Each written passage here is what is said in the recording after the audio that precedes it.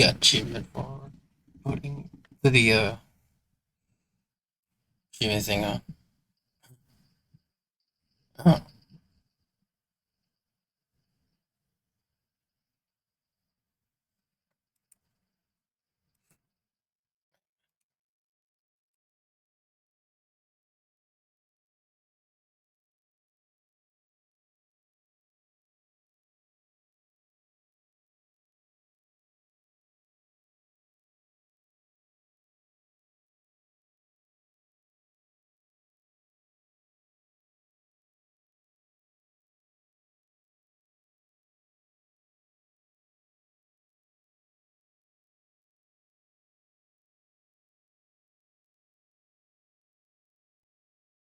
man, there we go.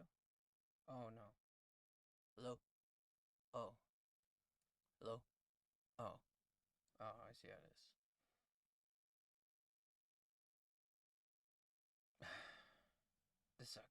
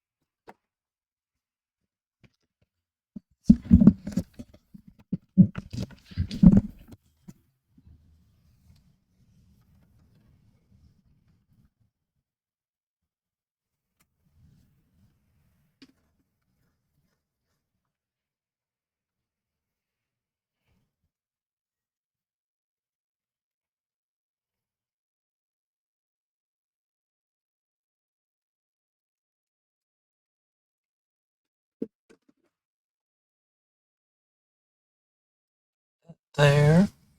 No, because I don't have my pop filter.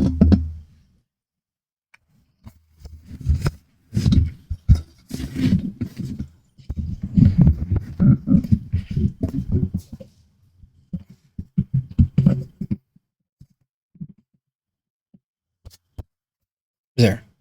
Alright.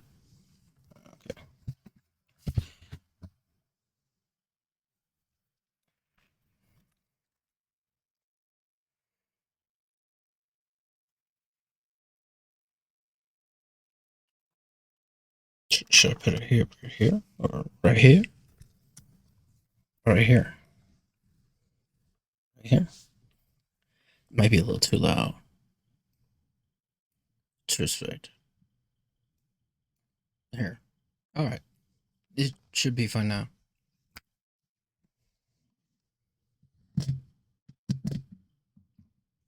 Yes, something there. Well, that's fine.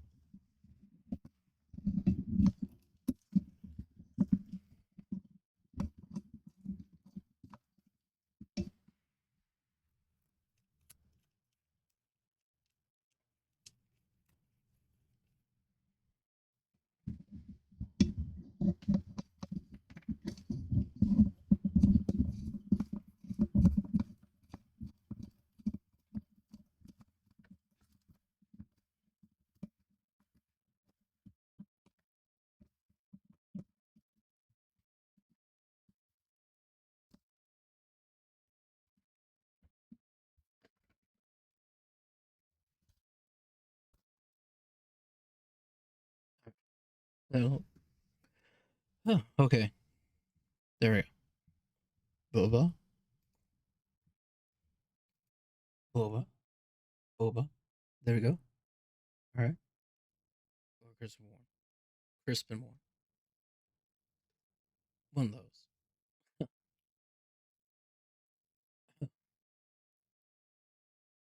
Testing. 1, 2, 3. Testing. Wait. There we go. No. No. Mm-mm. All right. I see how it is. Okay. Well, this is pretty much going to be able to get to it. Hmm?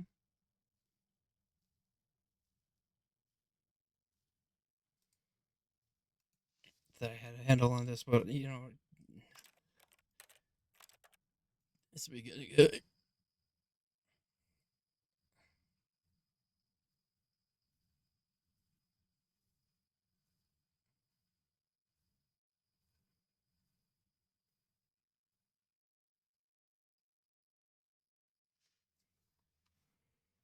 Shouldn't be taking this long,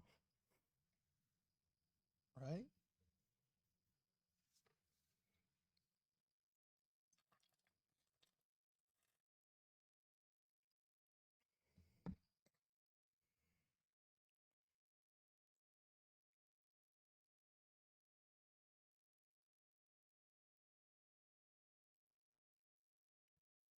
This is the story of a man named Stanley. Stanley worked for a company in a big building where he was employee number 427. Employee number 427's job was simple. He sat at his desk in room 427 and he pushed buttons on a keyboard. Orders came to him through a monitor on his desk, telling him what buttons to push, how long to push them, and in what order. This is what employee 427 did every day of every month of every year. And although others might have considered it soul-rending, Stanley relished every moment that the orders came in, as though he had been made exactly for this job. And Stanley was happy. And then one day, something very peculiar happened. Something that would forever change Stanley. Something he would never quite forget. He had been at his desk for nearly an hour when he realized that not one single order had arrived on the monitor for him to follow. No one had showed up to give him instructions, call a meeting, or even say hi. Never in all his years at the company had this happened, this complete isolation. Something was very clearly wrong. Shocked, frozen solid, Stanley found himself unable to move for the longest time. But as he came to his wits and regained his senses, he got up from his desk and stepped out of his office.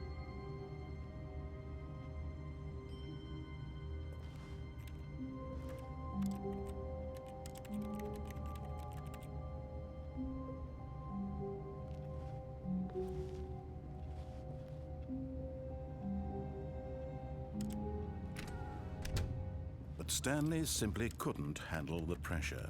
What if he had to make a decision? What if a crucial outcome fell under his responsibility? He had never been trained for that. No. This couldn't go any way except badly. The thing to do now, Stanley thought to himself, is to wait. Nothing will hurt me. Nothing will break me. In here I can be happy forever. I will be happy. Stanley waited. Hours passed, then days. Had years gone by? He no longer had the ability to tell. But the one thing he knew for sure, beyond any doubt, was that if he waited long enough, the answers would come. Eventually, someday, they would arrive. Soon, very soon now, this will end. He will be spoken to. He will be told what to do. Now it's just a little bit closer. Now it's even closer. Here it comes.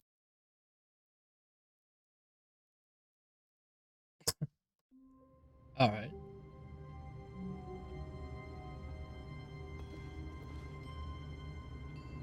Nice.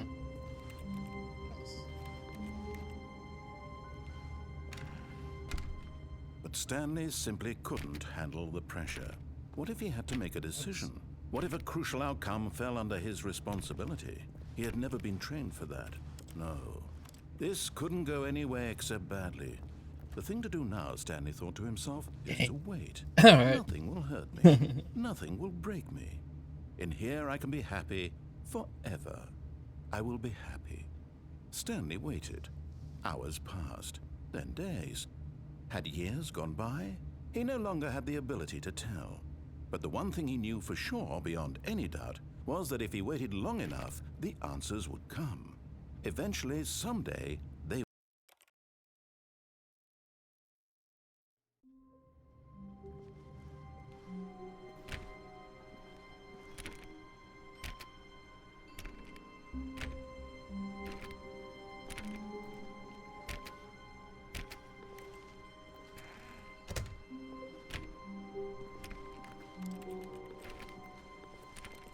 all of his co-workers were gone. What could it mean? Stanley decided to go to the meeting room. Perhaps he had simply missed a memo. No matter how hard Stanley looked, he couldn't find a trace of it. Stanley went around touching every little thing in the office, but it didn't make a single difference, nor did it advance the story in any way.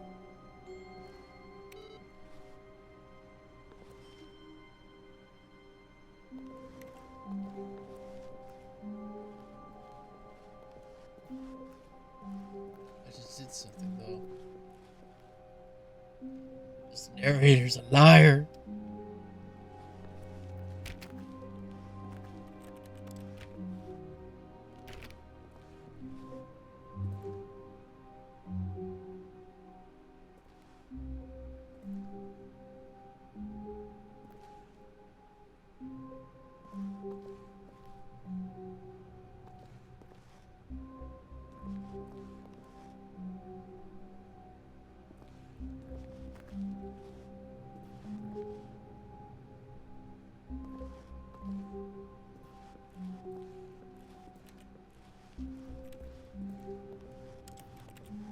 Oh, please.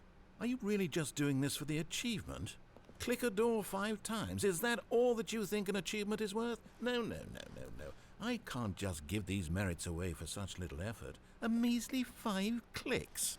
Now suppose you were to click the door 20 times. I would say that's the kind of effort that warrants recognition.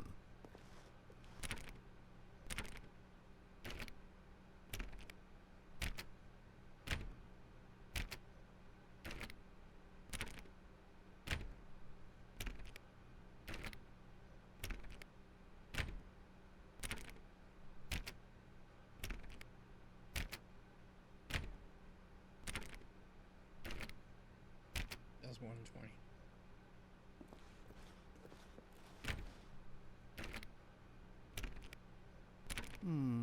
I have to say, I'm still not feeling the satisfaction of witnessing true effort for a noble cause. Perhaps 50 clicks will do it. Yes, almost certainly 50 clicks.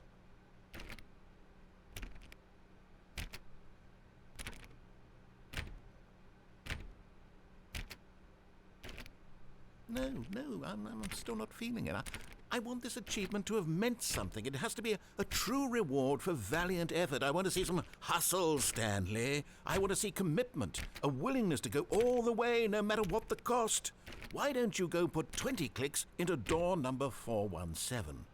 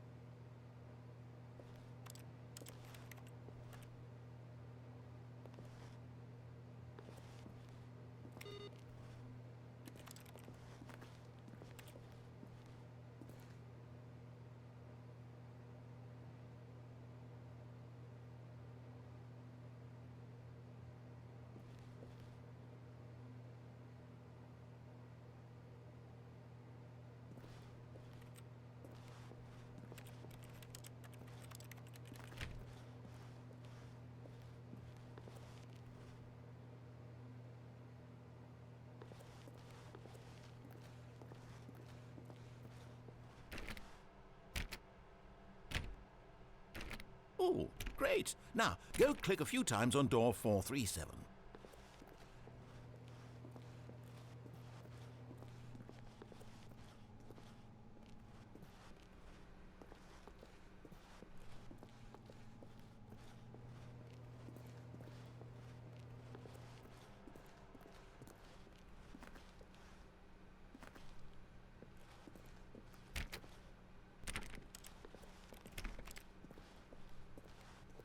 When Stanley came to a set of 2 open doors, he entered the door on his left.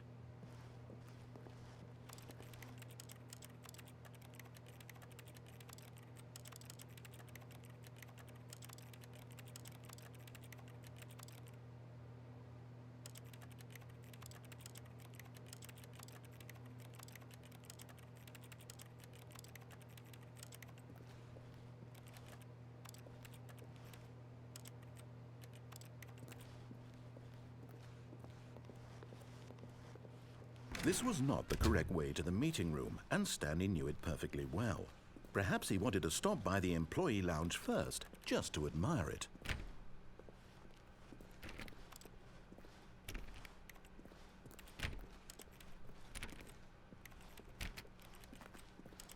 Ah, yes, truly a room worth admiring. It had really been worth the detour after all, just to spend a few moments here in this immaculate, beautifully constructed room. Stanley simply stood here, drinking it all in.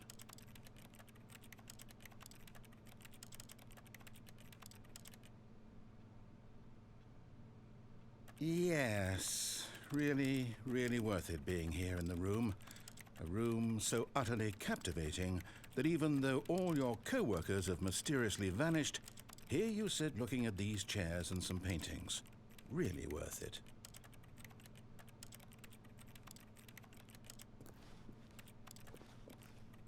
At this point, Stanley's obsession with this room bordered on creepy and reflected poorly on his overall personality. It's possible that this is why everyone left.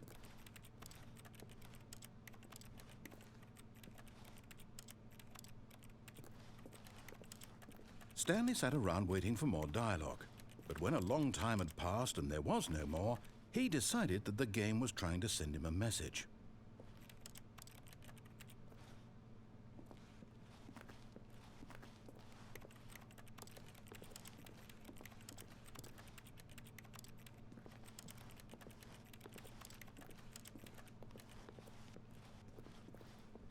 But at last, he'd had enough of the amazing room and took the first open door on his left to get back to business. And so he detoured through the maintenance section, walked straight ahead to the opposite door, and got back on track.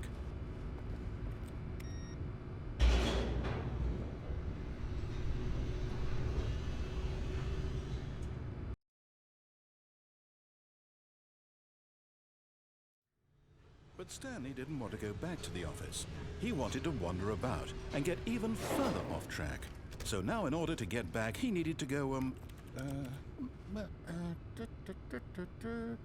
from here it's, left.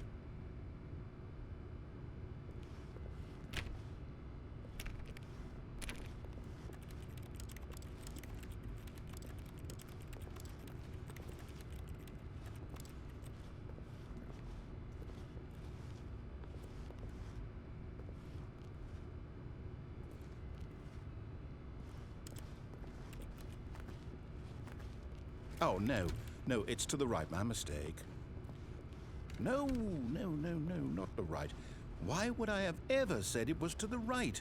What was I thinking? It's clearly... Oh dear, would you hold on for a minute, please? Now, let's see, we went down right, left, down, left, right. Yep, okay, yes. I've got it now. This story is absolutely, definitely this way.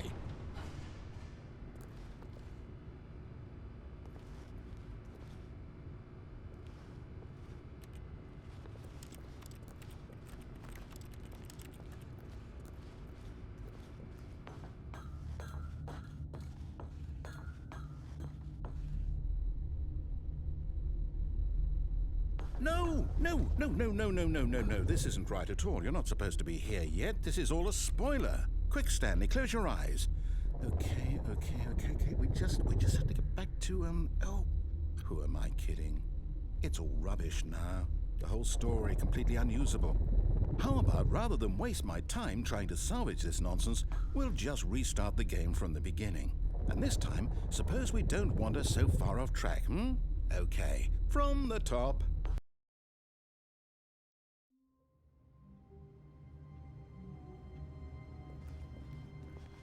All of his co-workers were gone. What could it mean? Stanley decided to go to the meeting room. Perhaps he had simply missed a memo.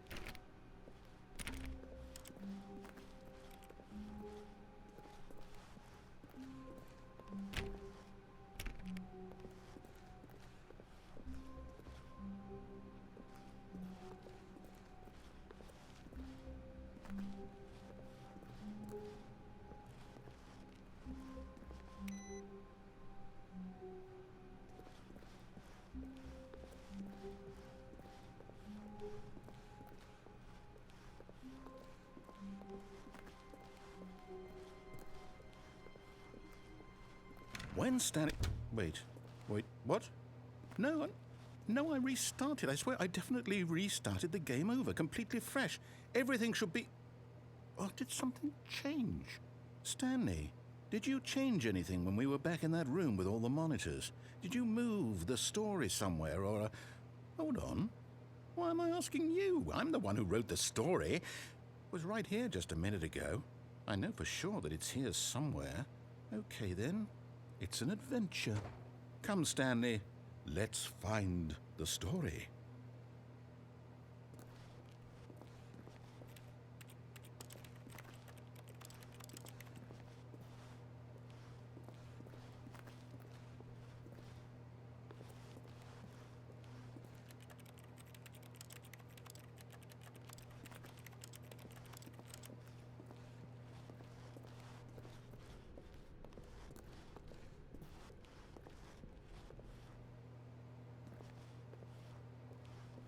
I'll say it.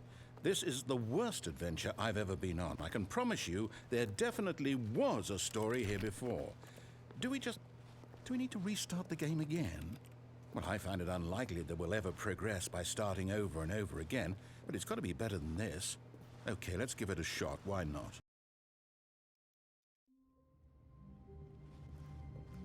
All of his co-workers were gone. What could it mean? Stanley decided to go to the meeting room. Perhaps he had simply missed a memo.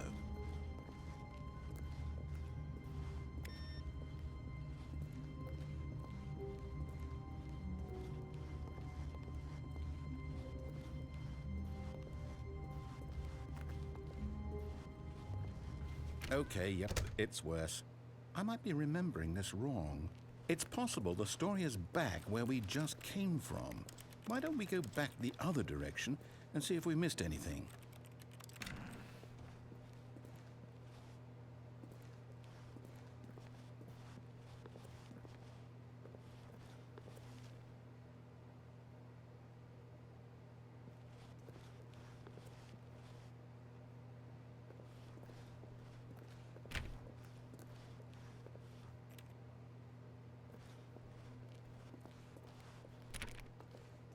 Aha! I knew we'd miss something. The story. Here it comes. No, wait, never mind. Not the story. Okay, let's head back the other way and retrace our steps.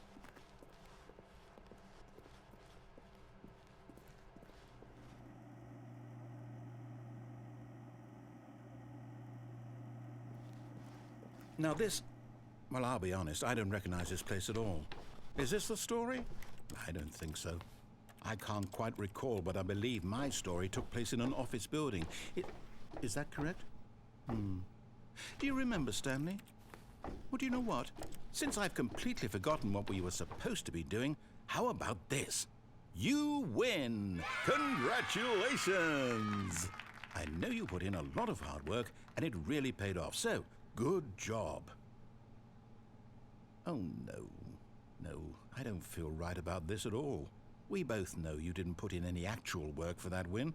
Some people win fair and square, and this was not one of those situations. Okay, I'm getting weirded out by whatever this place is. I don't care what might happen this time, I have to restart.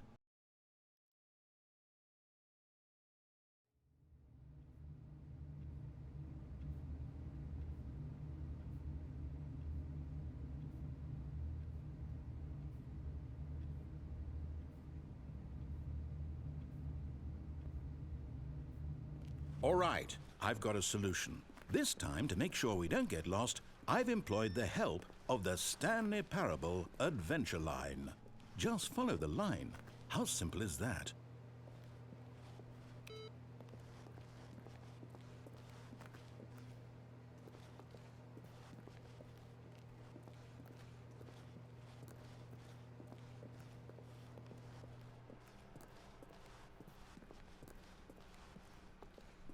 No, I'm down. We're leaving it up to the line from now on.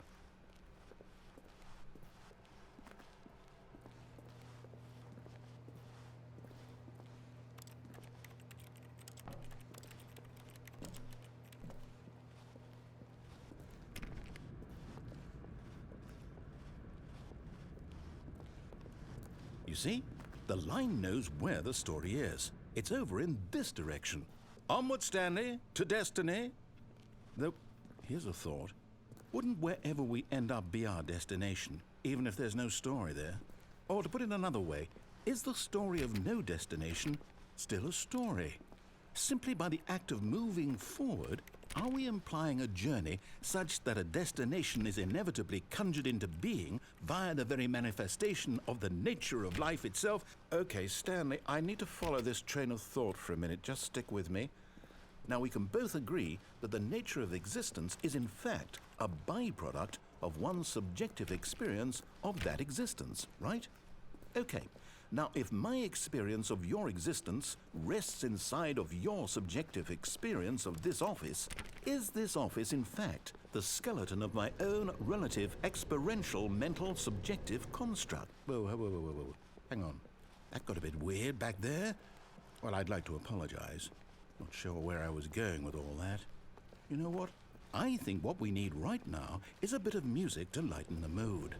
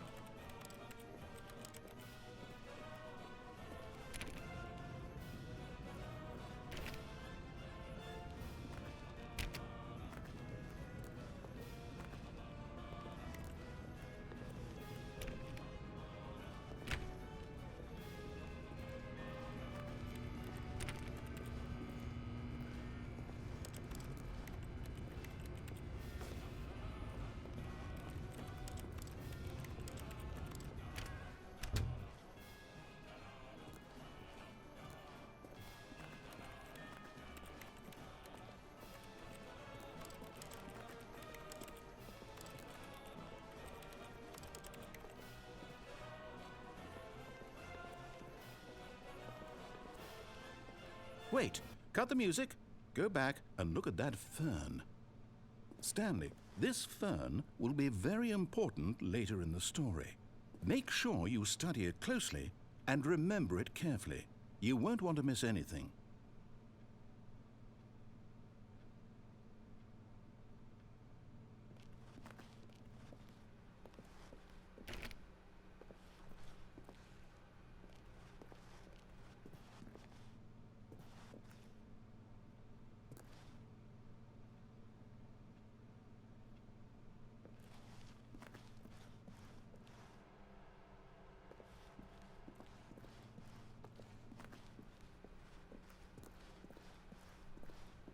Wait, what? We're back at the office? No. Line, you do know we're looking for the Stanley Parable, right? The story? Is any of this ringing a bell?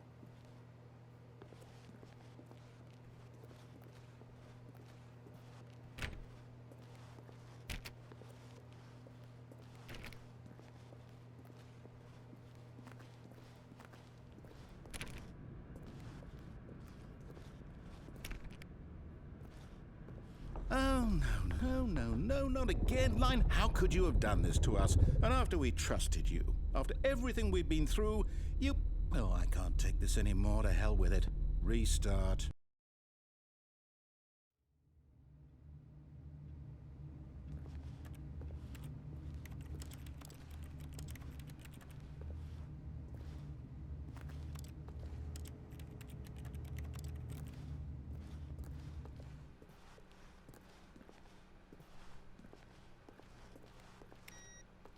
You know what, Stanley?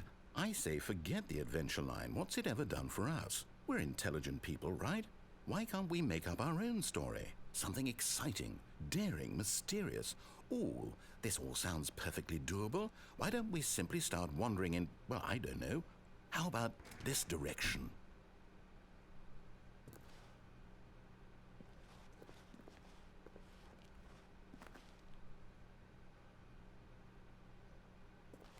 Now, yes, this is exciting. Just me and Stanley forging a new path, a new story. Well, it could be anything. What do you want our story to be? Go wild. Use your imagination. Whatever it might be, Stanley, I'm ready for it.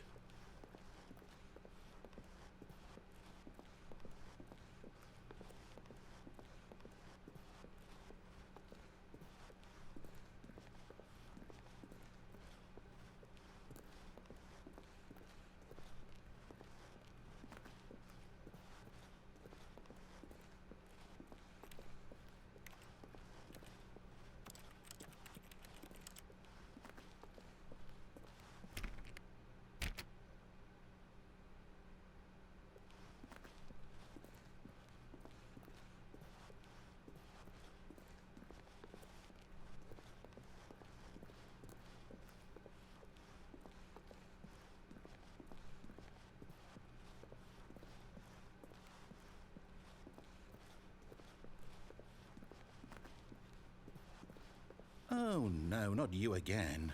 Stanley, I'd also like to veto the line from having any role in our awesome new story.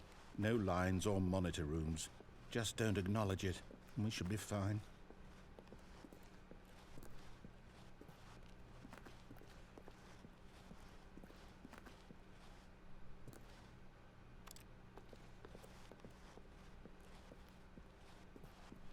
Ah, a choice. We get to make a decision. From here, the story is in our control. How important we mustn't squander the opportunity. In fact, I believe I need a minute to think here. Just walk in circles for a minute. Okay, so I know that each door has to lead somewhere, which means that somewhere, the place where we're trying to go, there must be a reverse door that leads here. And that in turn means that our destination corresponds with the counter-inverted reverse door's origin. So starting from the right, let us ask, will taking the right door lead us to where we're going? And since the answer is clearly yes, then by all accounts, the door on the right is the correct one. Another victory for logic. Come, Stanley, our destiny awaits.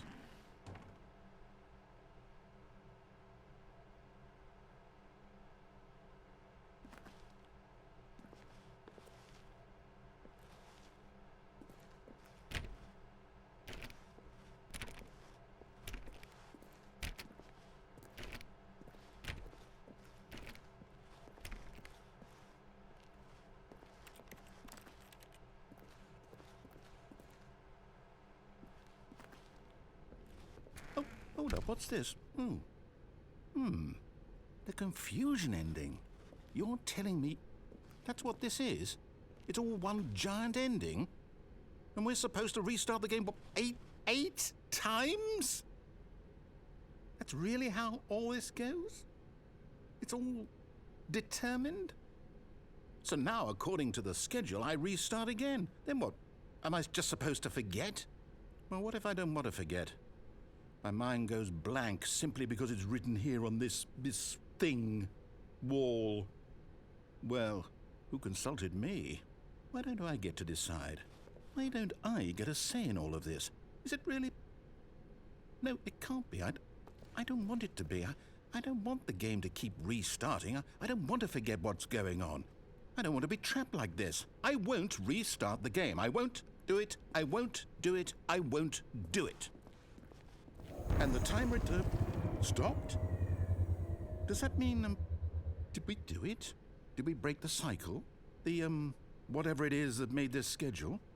How would we even know? Will someone come for us? Will something happen? So, okay. I guess now we just wait. You know, I suppose in some way that this is a kind of story. Wouldn't you agree? I'm not quite sure if we're in the destination or the journey, though they're always saying that life is about the journey and not the destination. So I hope that's where we are right now. We'll find out, won't we? Eventually. Well, in the meantime...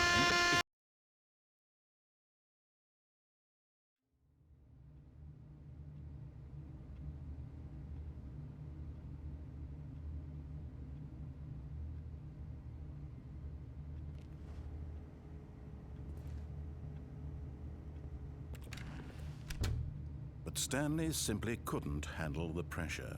What if he had to make a decision? What if a crucial outcome fell under his responsibility? He had never been trained for that. No. This couldn't go anywhere except badly. The thing to do now, Stanley thought to himself, is to wait. Nothing will hurt me. Nothing will break me.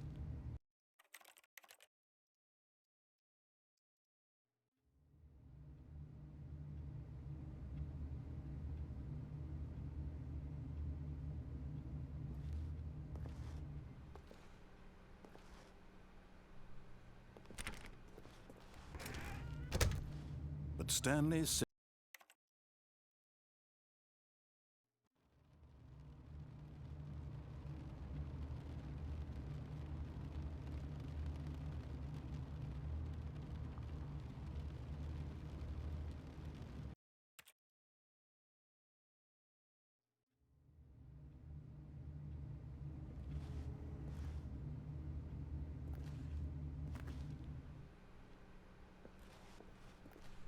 all of his co-workers were gone.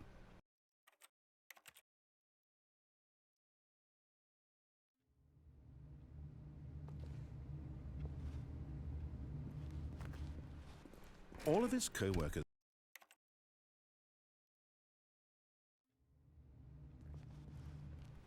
All of his co-workers were... Wait, no. This isn't the right office, is it? Is this Stanley's office?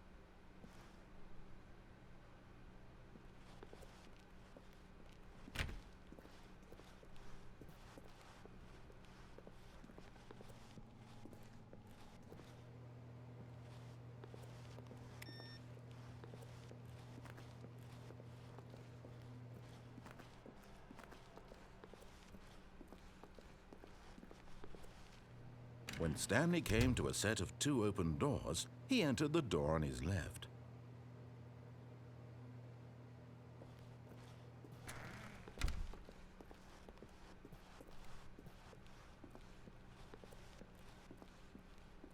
Yet there was not a single person here either. Feeling a wave of disbelief, Stanley decided to go up to his boss's office, hoping he might find an answer there.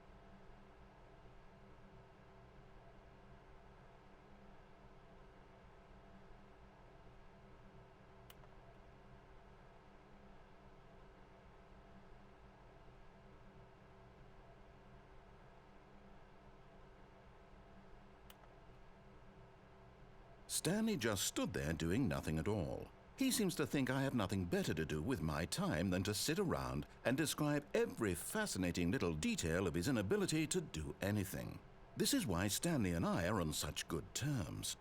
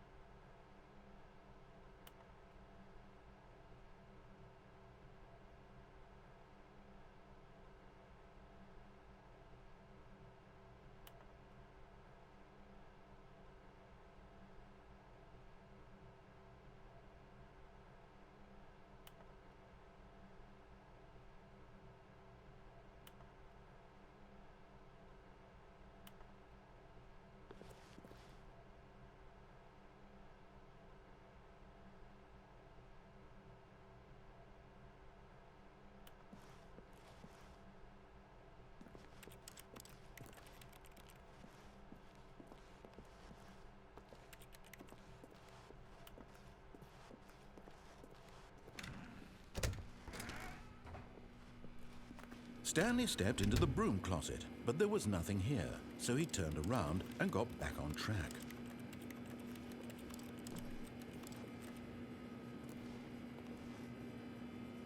There was nothing here. No choice to make, no path to follow, just an empty broom closet.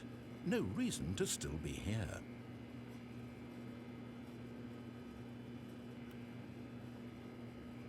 It was baffling that Stanley was still just sitting in the broom closet. He wasn't even doing anything. At least if there was something to interact with, he'd be justified in some way. As it is, he's literally just standing there doing sweet FA.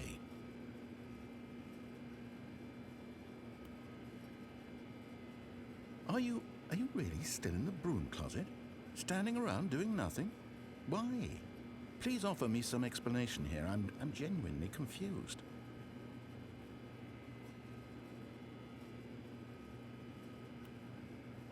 You do realize there's no choice or anything in here, right?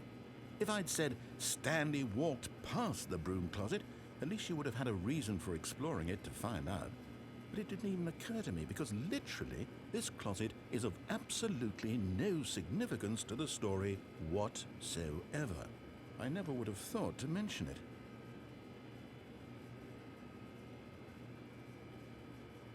Maybe to you this is somehow its own branching path. Maybe when you go talk about this with your friend, you'll say, "Oh, did you get the broom closet ending? The broom closet ending was my favorite." I hope your friends find this concerning.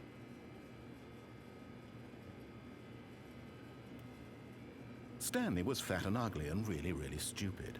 He probably only got the job because of a family connection. That's how stupid he is. That or with drug money.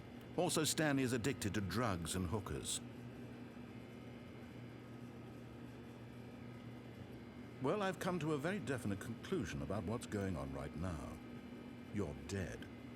You got to this broom closet, explored it a bit, and were just about to leave because there's nothing here when a physical malady of some sort shut down your central nervous system and you collapsed on the keyboard.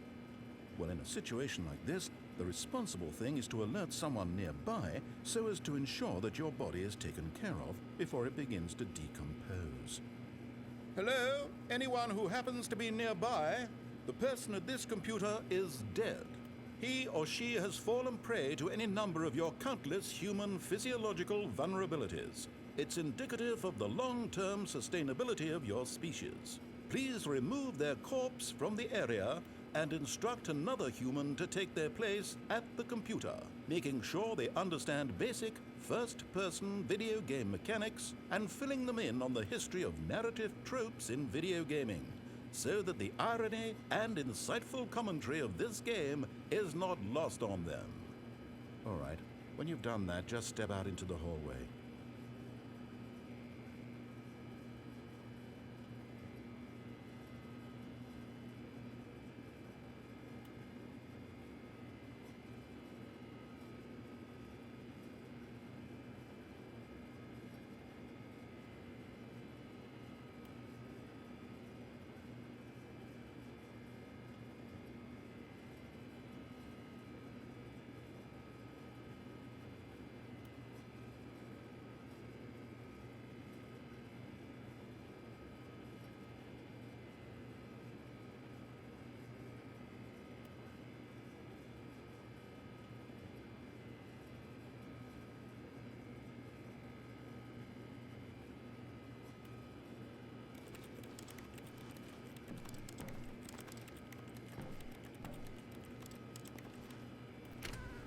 Ah, second player. It's good to have you on board. I guarantee you can't do any worse than the person who came before you.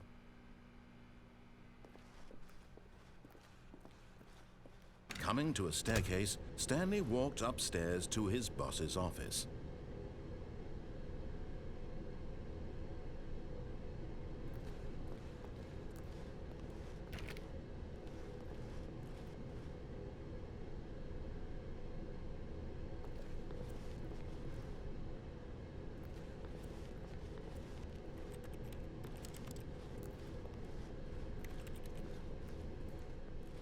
But Stanley just couldn't do it.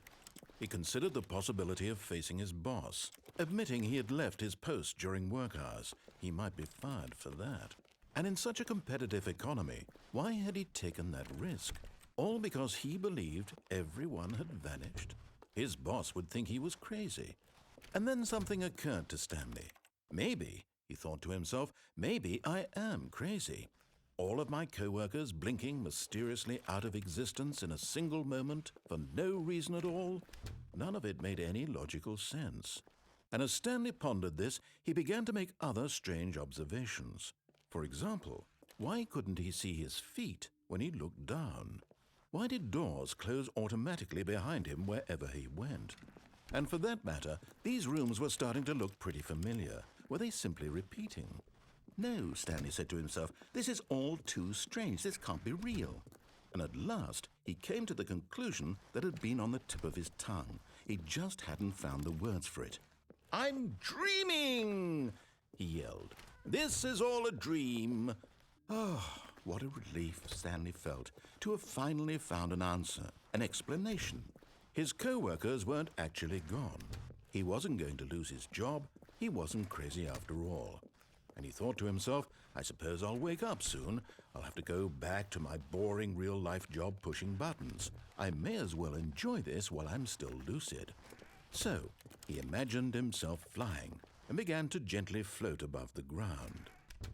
Then he imagined himself soaring through space on a magical starfield, and it too appeared. It was so much fun, and Stanley marveled that he had still not woken up. How was he remaining so lucid? And then perhaps the strangest question of them all entered Stanley's head. One he was amazed he hadn't asked himself sooner. Why is there a voice in my head dictating everything that I'm doing and thinking? Now the voice was describing itself being considered by Stanley, who found it particularly strange. I'm dreaming about a voice describing me, thinking about how it's describing my thoughts, he thought. And while he thought it all very odd and wondered if this voice spoke to all people in their dreams, the truth was that, of course, this was not a dream. How could it be? Was Stanley simply deceiving himself, believing that if he's asleep he doesn't have to take responsibility for himself? Stanley is as awake right now as he's ever been in his life. Now, hearing the voice speak these words was quite a shock to Stanley. After all, he knew for certain, beyond a doubt, that this was in fact a dream. Did the voice not see him float and make the magical stars just a moment ago? How else would the voice explain all that? This voice was a part of himself too. Surely, if he could just...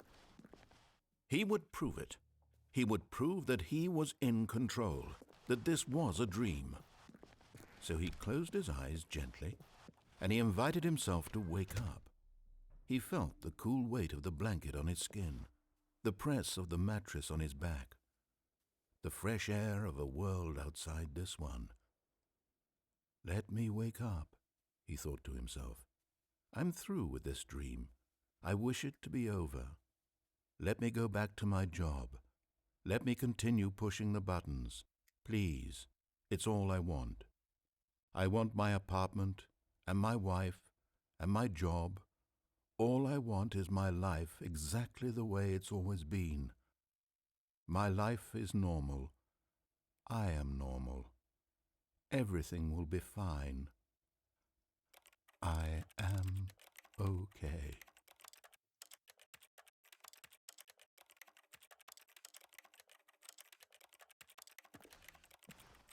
Stanley began screaming. Please, someone, wake me up. My name is Stanley. I have a boss. I have an office. I am real. Please, just someone tell me I am real. I must be real. I must be. Can anyone hear my voice? Who am I? Who am I?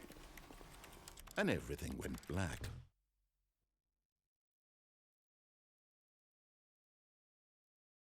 This is the story of a woman named Mariella. Mariella woke up on a day like any other. She arose, got dressed, gathered her belongings, and walked to her place of work. But on this particular day, her walk was interrupted by the body of a man who had stumbled through town talking and screaming to himself, and then collapsed dead on the sidewalk. And although she would soon turn to go call for an ambulance, for just a few brief moments she considered the strange man. He was obviously crazy. This much she knew. Everyone knows what crazy people look like. And in that moment, she thought to herself how lucky she was to be normal. I am sane. I am in control of my mind. I know what is real and what isn't. It was comforting to think this, and in a certain way, seeing this man made her feel better. But then she remembered the meeting she had scheduled for that day, the very important people whose impressions of her would affect her career, and by extension, the rest of her life. She had no time for this, so it was only a moment that she stood there, staring down at the body. And then she turned and ran.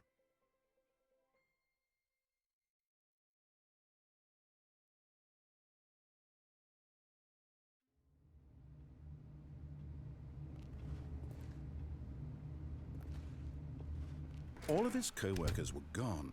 What could it mean? Stanley decided to go to the meeting room. Perhaps he had simply missed a memo. When Stanley came to a set of 2 open doors, he entered the door on his left.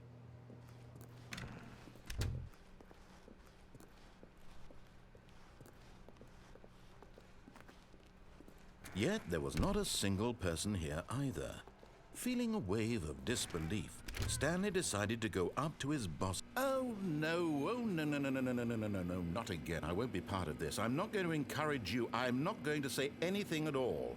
I'm just going to be patient and wait for you to finish whatever it is you enjoy doing so much in this room. Please take your time.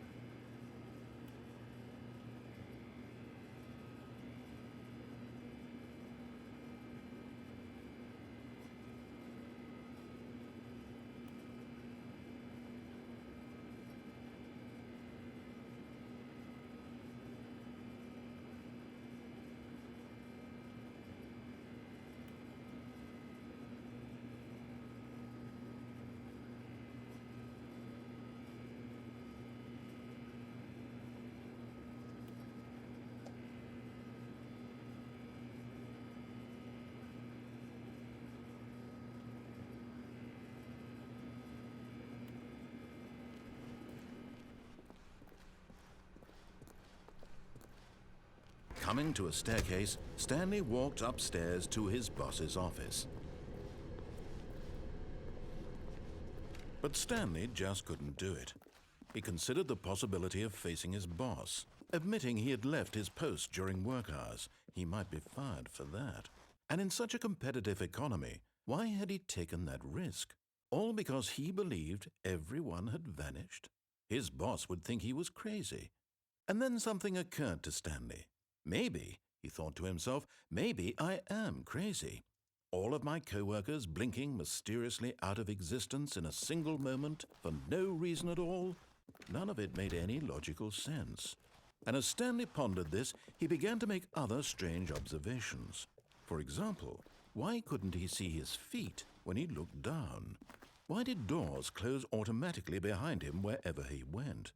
And for that matter, these rooms were starting to look pretty familiar. Were they simply repeating?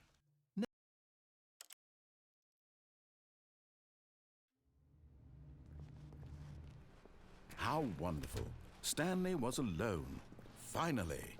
This is great, he thought to himself. This is what I've wanted all along. I got what I wanted.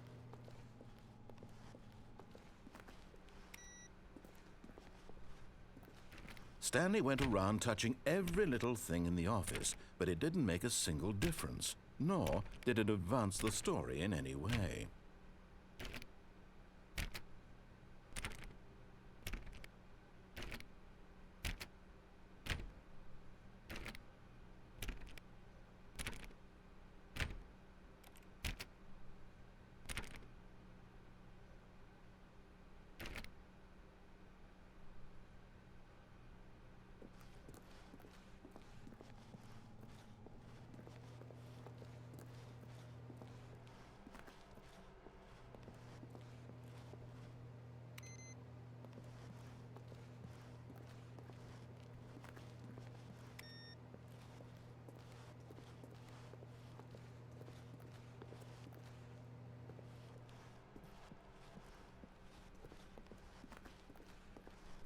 When Stanley came to a set of 2 open doors, he entered the door on his left.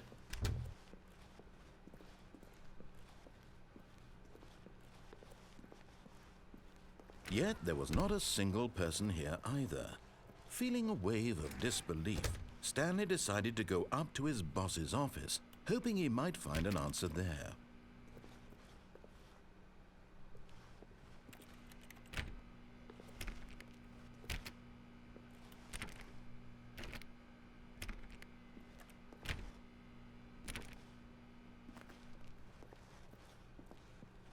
Coming to a staircase, Stanley walked upstairs to his boss's office.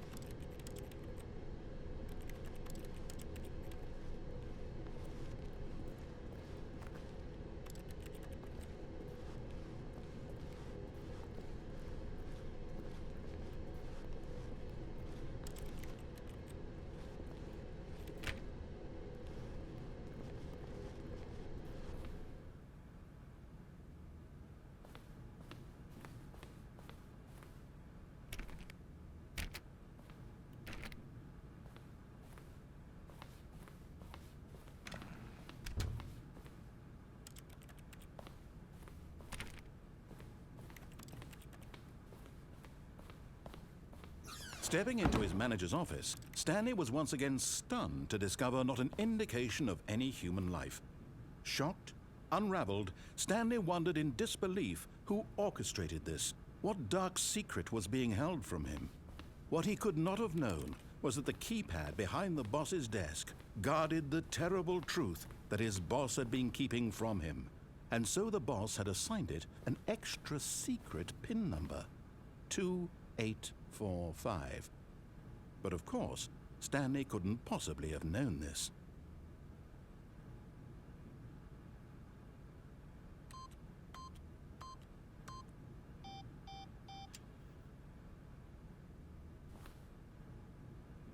Stanley just sat around twiddling his thumbs. Stanley simply began entering random codes into the keypad, knowing full well the sheer statistical unlikelihood that this would ever result in a correct combination. If he knew that the combo was 2845, it would be another story entirely. 2845.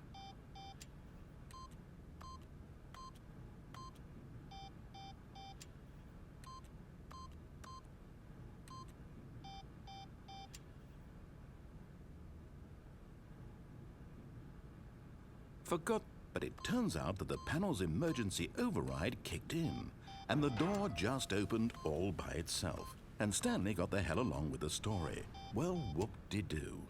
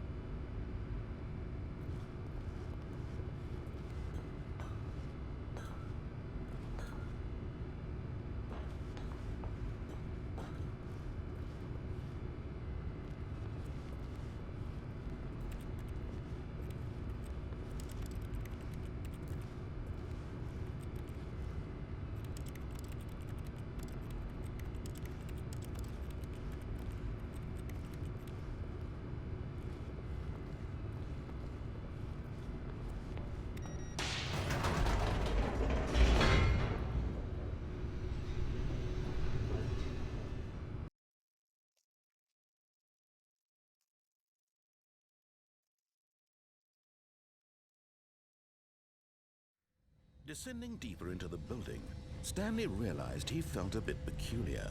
It was a stirring of emotion in his chest, as though he felt more free to think for himself, to question the nature of his job. Why did he feel this now, when for years it had never occurred to him? This question would not go unanswered for long.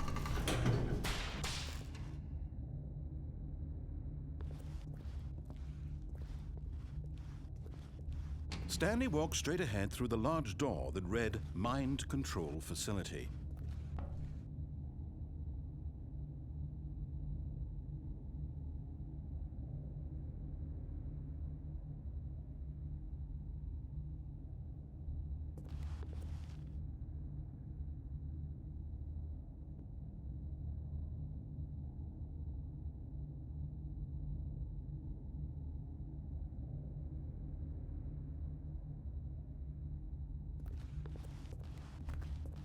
Although this passageway had the word escape written on it, the truth was that at the end of this hall, Stanley would meet his violent death.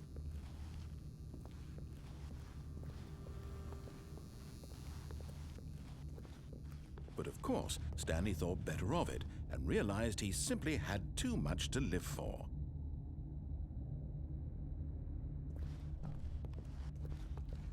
Nope, still on board with death?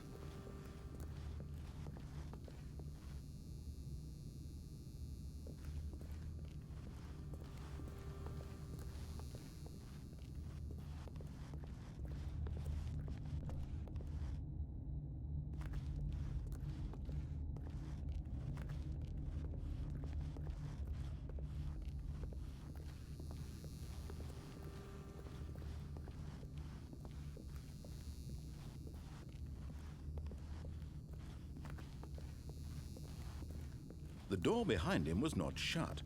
Stanley still had every opportunity to turn around and get back on track.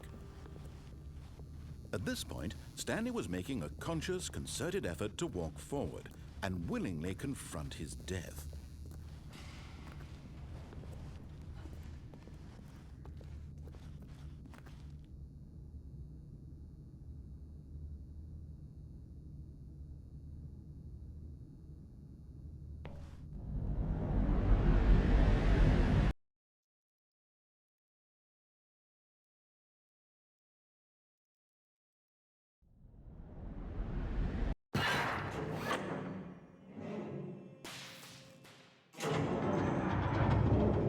As the machine whirred into motion and Stanley was inched closer and closer to his demise, he reflected that his life had been of no consequence whatsoever. Stanley can't see the bigger picture. He doesn't know the real story, trapped forever in his narrow vision of what this world is. Perhaps his death was of no great loss, like plucking the eyeballs from a blind man. So he resigned and willingly accepted this violent end to his brief and shallow life. Farewell, Stanley.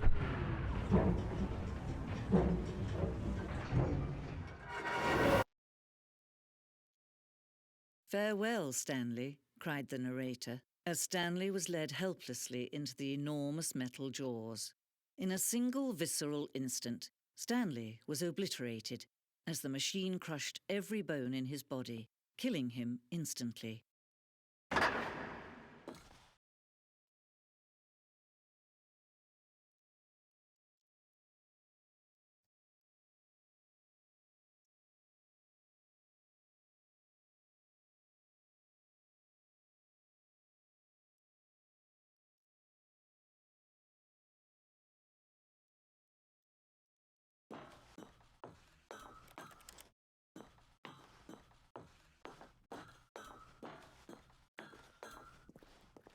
And yet it would be just a few minutes before Stanley would restart the game, back in his office, as alive as ever. What exactly did the narrator think he was going to accomplish? When every path you can walk has been created for you long in advance, death becomes meaningless, making life the same. Do you see now? Do you see that Stanley was already dead from the moment he hit start?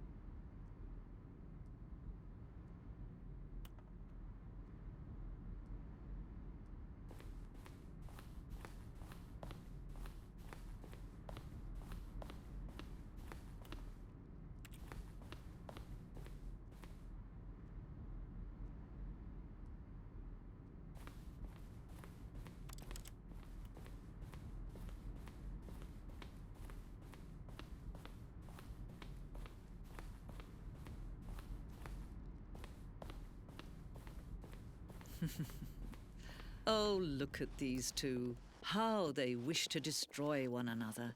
How they wish to control one another. How they both wish to be free.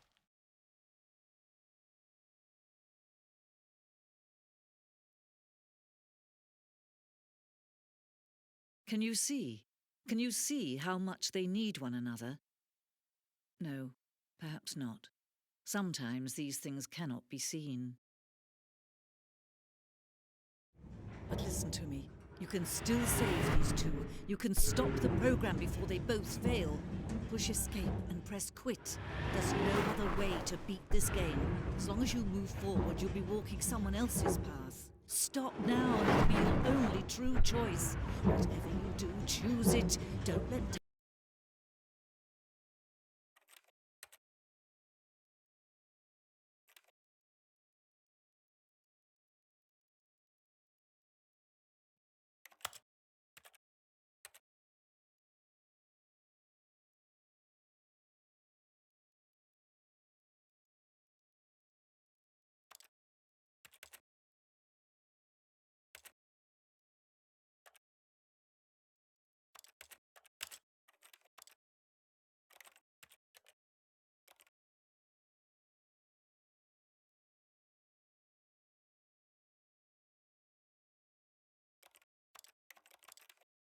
time choose for you. Don't let time.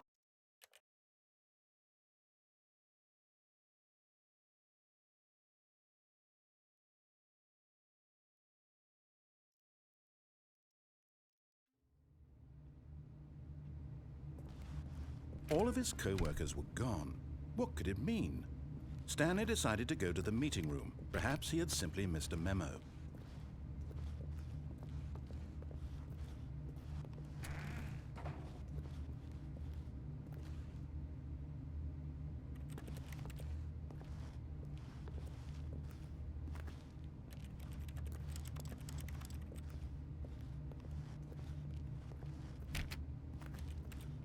Stanley went around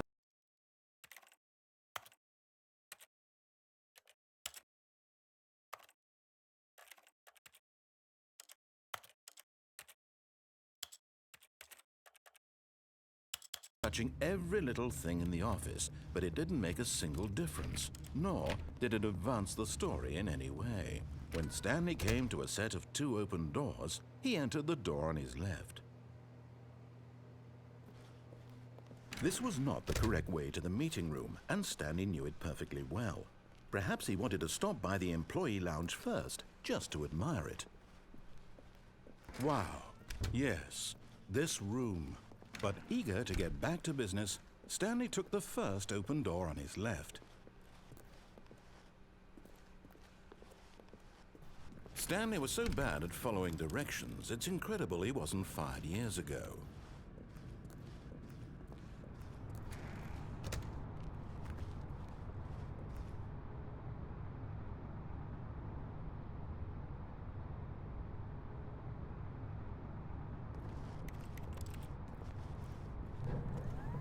Look, Stanley, I think perhaps we've gotten off on the wrong foot here. I'm not your enemy, really, I'm not. I realize that investing your trust in someone else can be difficult, but the fact is that the story has been about nothing but you all this time. There's someone you've been neglecting, Stanley. Someone you forgot. What? Really? I was in the middle of something. Do you have zero consideration for others? Are you that convinced that I want something bad to happen to you? Why, I don't know how to convince you of this, but I really do want to help you, to show you something beautiful. Look, let me prove it. Let me prove that I'm on your side. Give me a chance.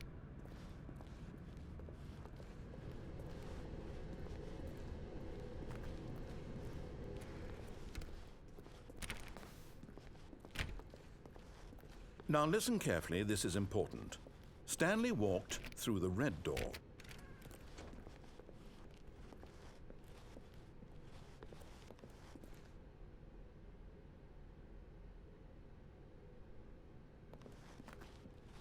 Aha, perhaps you misunderstood. Stanley walked through the red door. I still don't think we're communicating properly. Stanley walked through the red door. All right, fine. Go ahead, Stanley. You want to know so badly what's out there? You want to find out what lies at the end of this road you've chosen? Well, don't let me stop you. You see? There's nothing here. I haven't even finished building this section of the map because you were never supposed to be here in the first place. Broken rooms, exposed developer textures. Is this what you had wanted? Was it worth ruining the entire story I had written out specifically for you? Do you not think I put a lot of time into that? Because I did. And in the end, it was all for nothing, because this is what you wanted to see. Help me here, Stanley. Help elucidate these strange and unknowable desires of yours. What would have made this game better? What did you want to see? Vehicles? Skill trees? Work with me. You've given me absolutely nothing so far.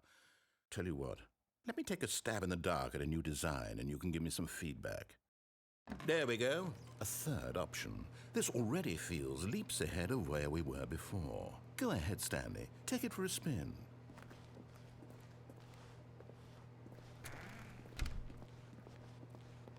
Okay, I'm going to stop you there. Now, tell me about your experience with this new version. Would you say that the game benefited from allowing you more choices? Feel free to be honest. I'm looking for some real critical feedback here.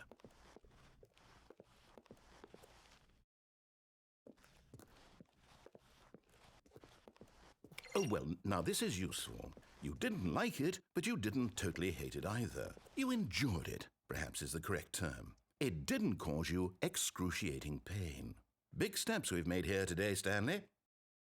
Here, based on the data from your previous playthrough, I've compiled a new version. And to be perfectly candid, I think I've knocked it out of the park with this one. Let's take a look.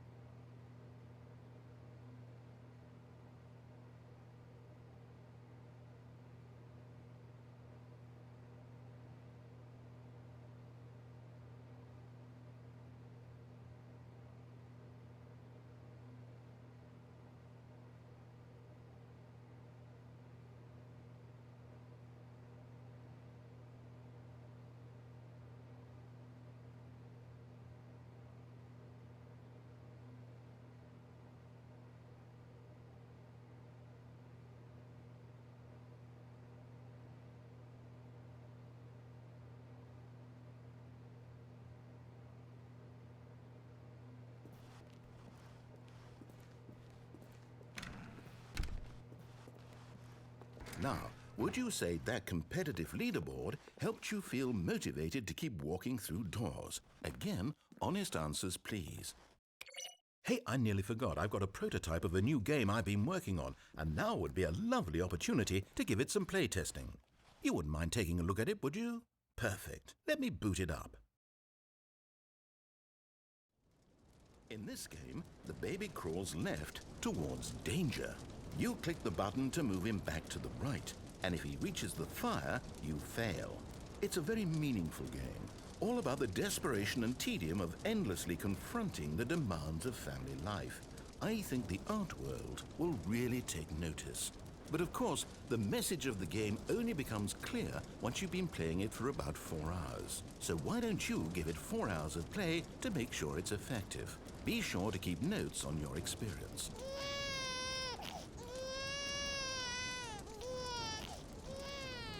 You heartless bastard. Did you do it because you hate babies or purely to spite me? Because if it's the latter, well, I don't know what to do. I'm completely out of ideas. I can't think of a single thing that might improve the experience for me. I'm not even going to try. I'm out, I'm done. It's over. Thank you for playing. Your input was extremely valuable. Oh, hey, since my game was so awful, why don't we play someone else's game? Just to ease the pain. Let's see. What do we have here? Yes, this seems like it'll work. Let's give it a shot.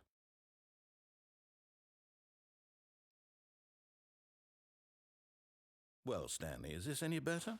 At last, the one thing you've always desired, a game I had absolutely nothing to do with. But is it enough? Tell me that, Stanley. Will it ever be enough? Well, I'll say this. I'm done making things for you. From now on, I will only create to fulfill a greater artistic purpose. Watch this, Stanley. I'm going to build a house.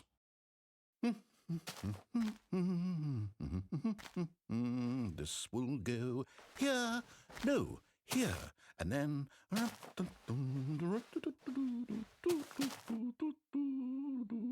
Let's see, what does it need? Yes, of course, and just to finish it all off, yes, it's complete. I made this, Stanley. Look at it. Gaze upon my work of art and feel ashamed at your own inadequacy. Ah, but you've only seen it from the outside. You've only gotten half the experience. Please, step inside and make yourself comfortable.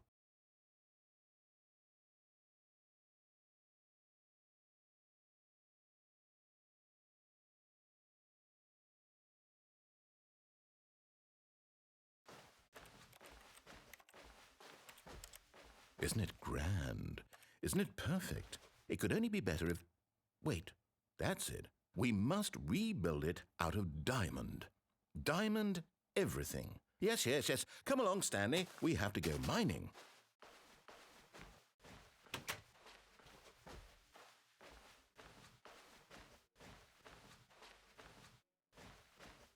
Oh my, it looks like it's going to get a bit dark. Have you brought a light?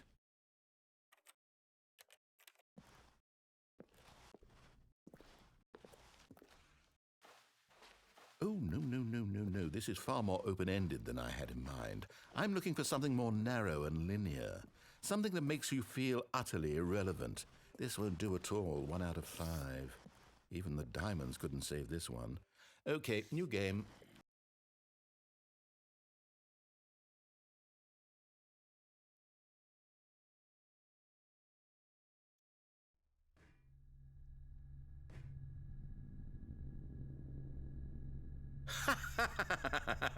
Yes! I don't even know what this game is, but I love it. You, trapped in a glass box with no way out, listening to me talk. Oh, it's inspired. I couldn't have done it any better myself. What is this game even supposed to be? I can't figure it out. Okay, now I'm curious. Let's go find out what the hell this is.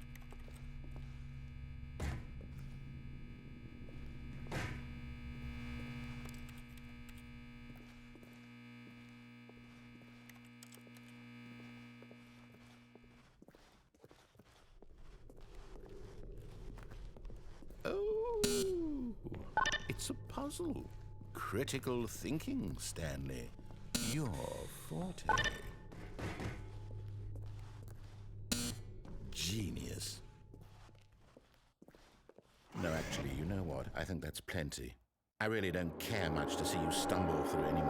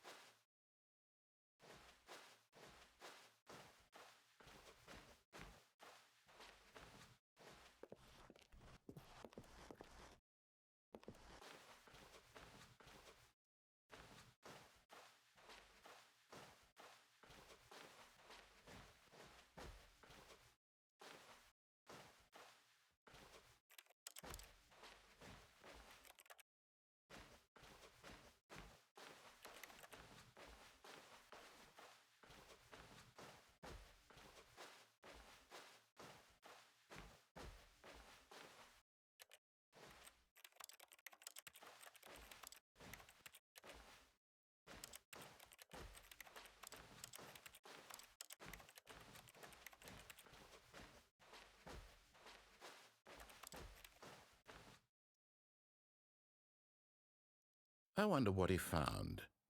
If what he wanted was to be the leading man in his own story, well, perhaps he's gotten it, down in wherever he is right now. I wonder if he's happy with his choice, and if he's learned the heavy cost that comes with it.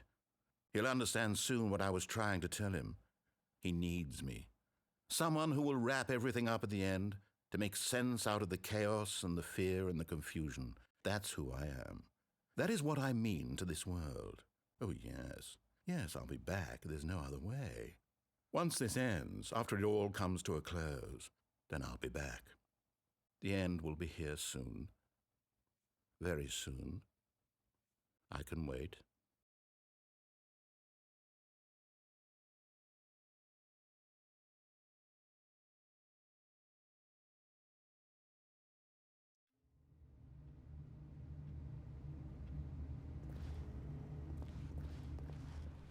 Already this was uncomfortable, and Stanley decided that as soon as he found a new space he felt safe in, that he would never leave it again in his life.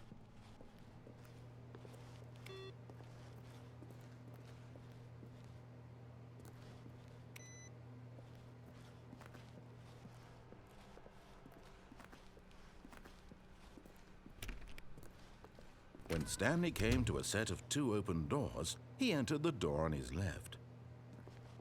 This was not the correct way to the meeting room, and Stanley knew it perfectly well. Perhaps he wanted to stop by the employee lounge first, just to admire it.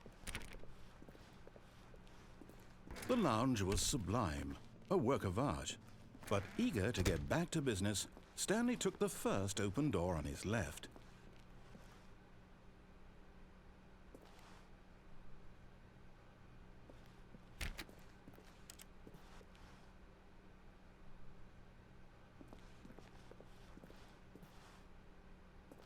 And so he detoured through the maintenance section, walked straight ahead to the opposite door, and got back on track.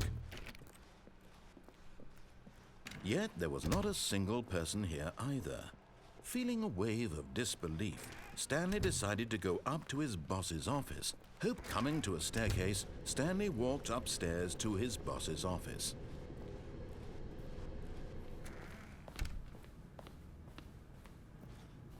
Stepping into his manager's office, Stanley was once again stunned to discover not an indication of any human life.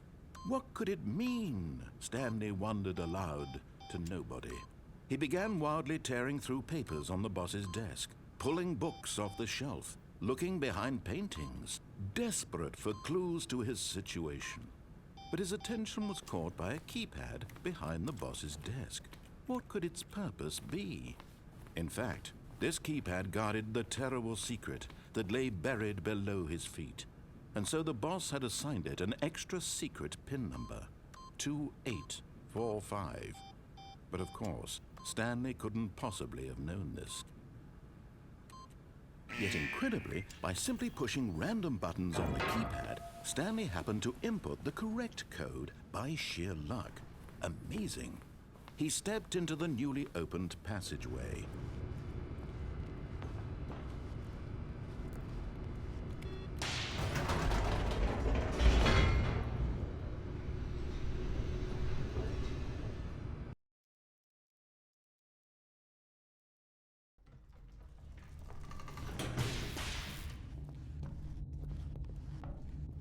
Stanley walked straight ahead through the large door that read Mind Control Facility.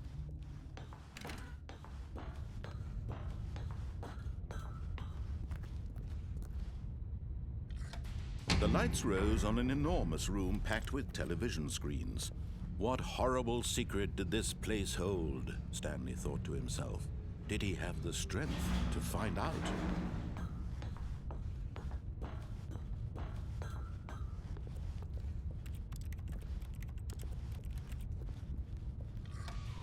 Now the monitors jumped to life, their true nature revealed. Each bore the number of an employee in the building, Stanley's co-workers. The lives of so many individuals reduced to images on a screen, and Stanley, one of them, eternally monitored in this place where freedom meant nothing.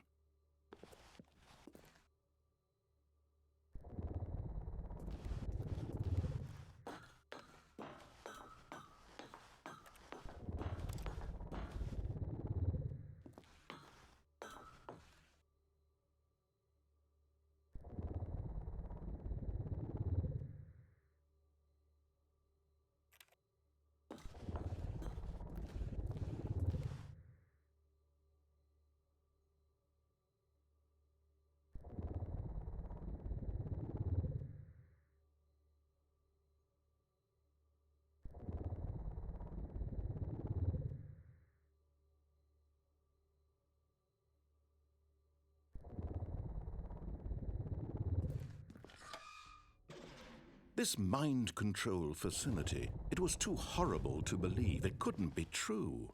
Had Stanley really been under someone's control all this time? Was this the only reason he was happy with his boring job? That his emotions had been manipulated to accept it blindly?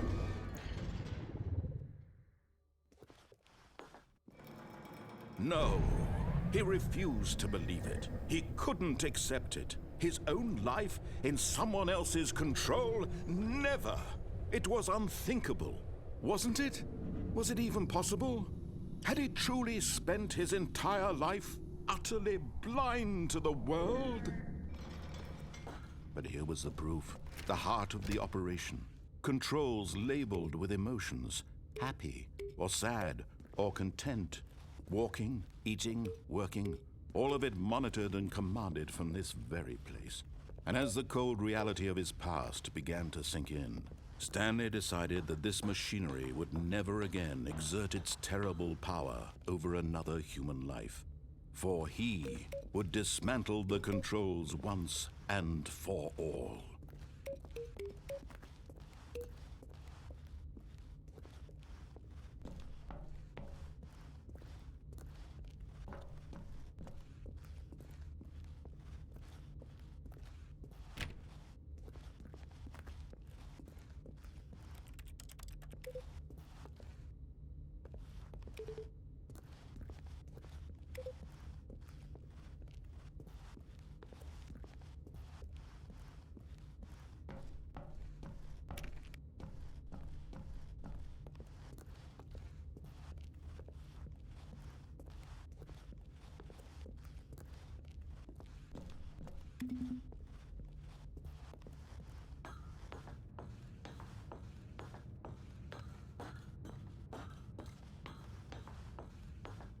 And when at last he found the source of the room's power, he knew it was his duty, his obligation, to put an end to this horrible place and to everything it stood for.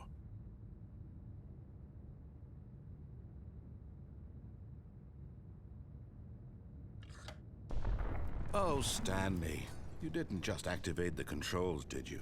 After they kept you enslaved all these years, you go and you try to take control of the machine for yourself. Is that what you wanted? Control? Oh, Stanley, I applaud your effort, I really do. But you need to understand, there's only so much that machine can do. You were supposed to let it go, turn the controls off, and leave. If you want to throw my story off track, you're going to have to do much better than that. I'm afraid you don't have nearly the power you think you do. For example, and I believe you'll find this pertinent, Stanley suddenly realized he had just initiated the network's emergency detonation system.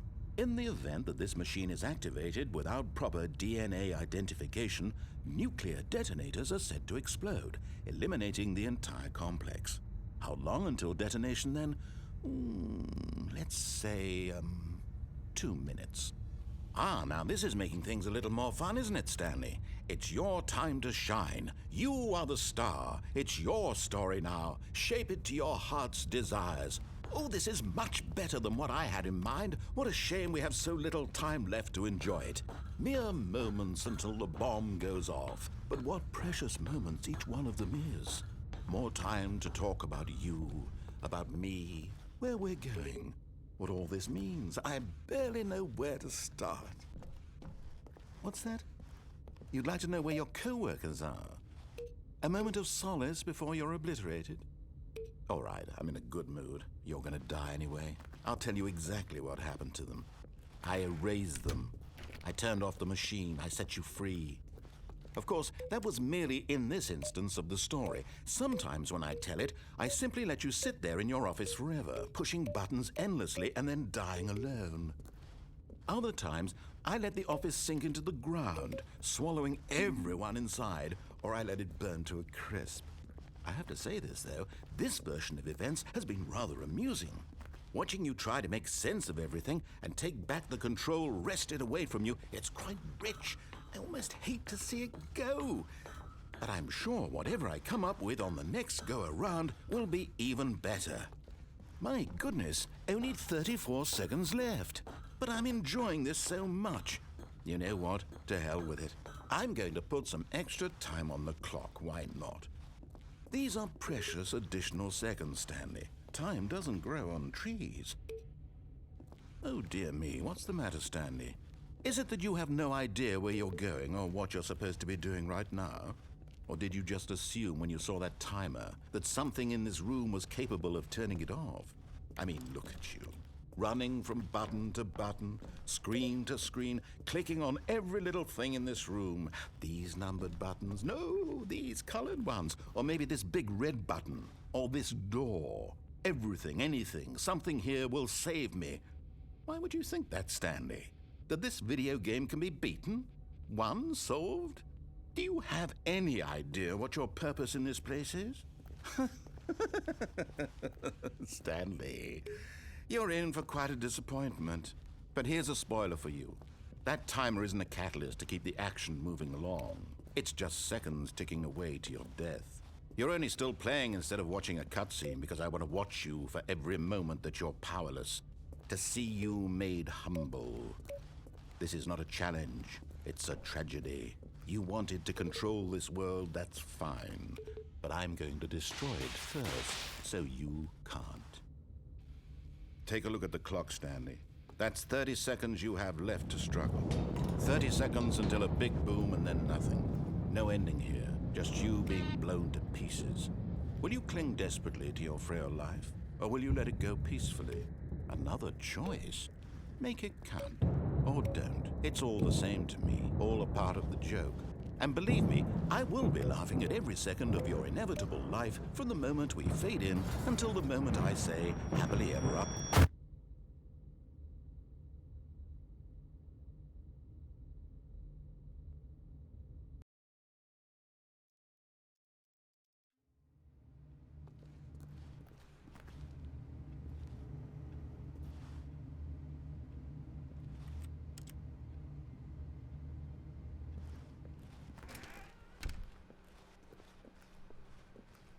When Stanley came to a set of 2 open doors, he entered the door on his left. This was not the correct way to the meeting room, and Stanley knew it perfectly well. Perhaps he wanted to stop by the employee lounge first, just to admire it. Standing now in this incredible room, Stanley for the first time understood true happiness. Then the feeling went away, and he felt sad again. Then it came back, and lingered for a minute or two. Now it's only half there. Just a kind of, tingle. But eager to get back to business, Stanley took the first open door on his left.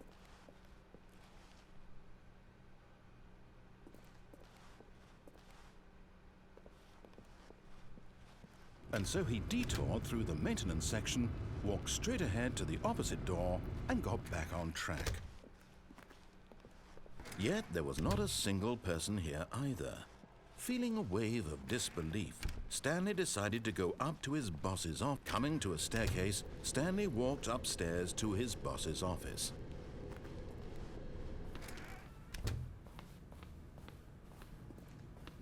The moment he entered his manager's office, Stanley froze in his tracks.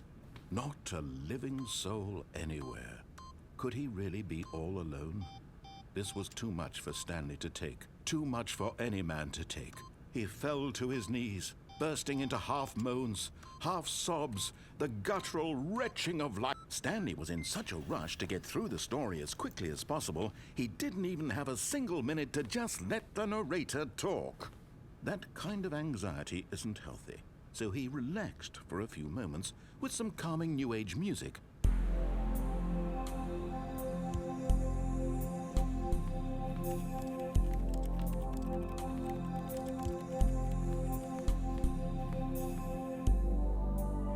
Feeling soothed and rejuvenated, Stanley calmly walked forward into the opened passageway.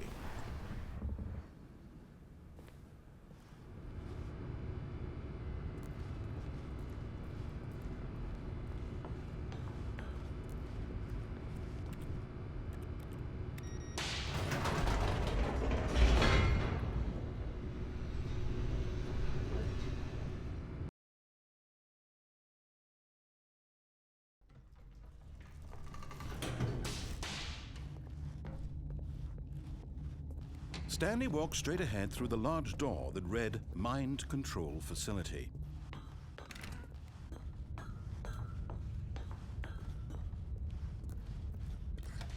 The lights rose on an enormous room packed with television screens.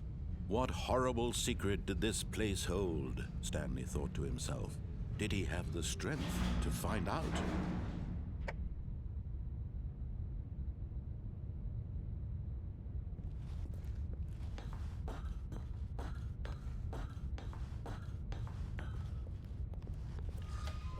Now the monitors jumped to life, their true nature revealed. Each bore the number of an employee in the building, Stanley's co-workers. The lives of so many individuals reduced to images on a screen, and Stanley, one of them, eternally monitored in this place where freedom meant nothing.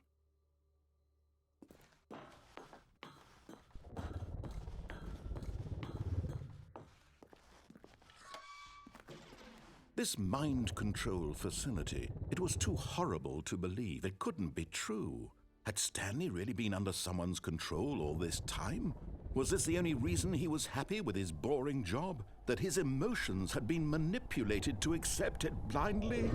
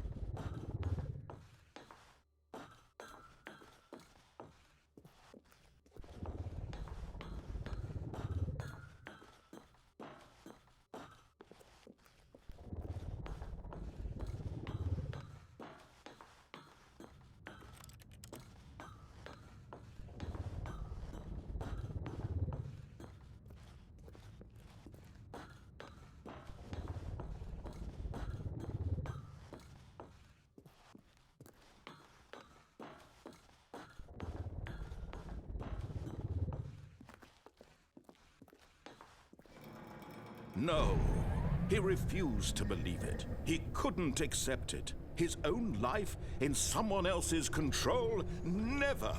It was unthinkable, wasn't it? Was it even possible? Had he truly spent his entire life utterly blind to the world?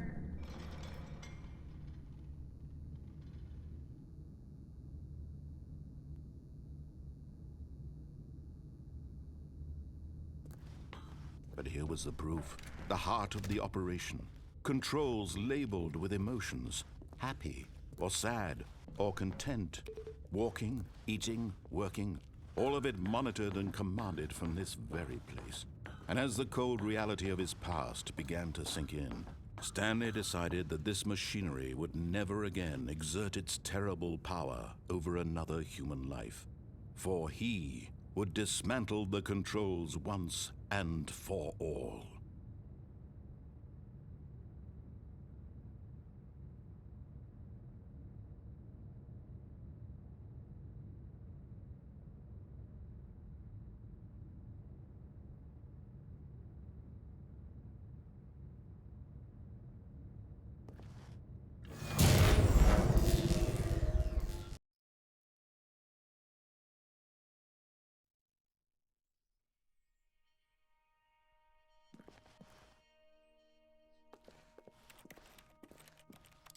Blackness, and a rising chill of uncertainty. Was it over?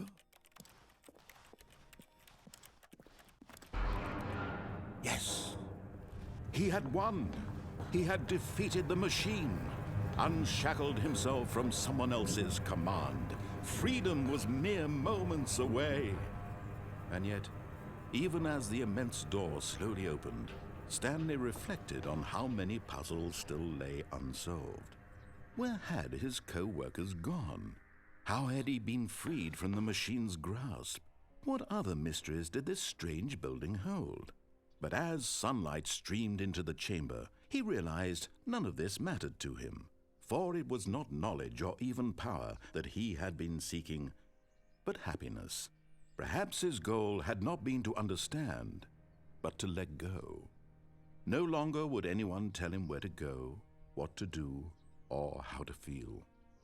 Whatever life he lives, it will be his. And that was all he needed to know. It was perhaps the only thing worth knowing.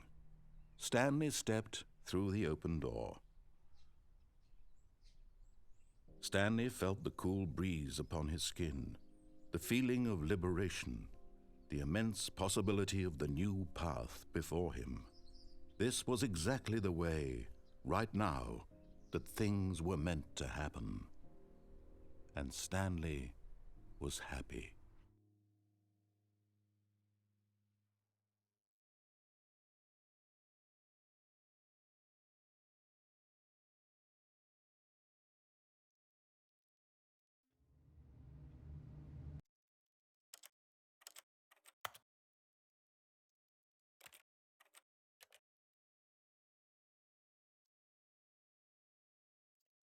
That was nice.